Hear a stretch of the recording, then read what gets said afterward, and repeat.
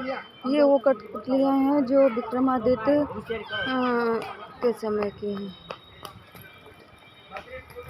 ये देखिए कितनी सुंदर है।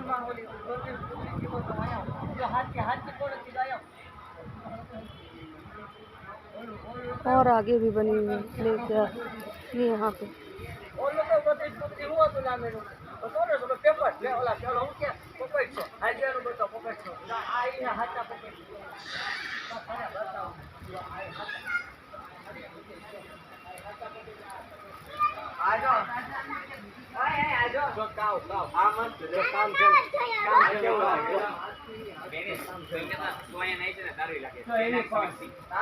ये बट ये बरगद का पेड़ है, देखिए कितना अच्छा लग रहा है, छतरी जैसा है।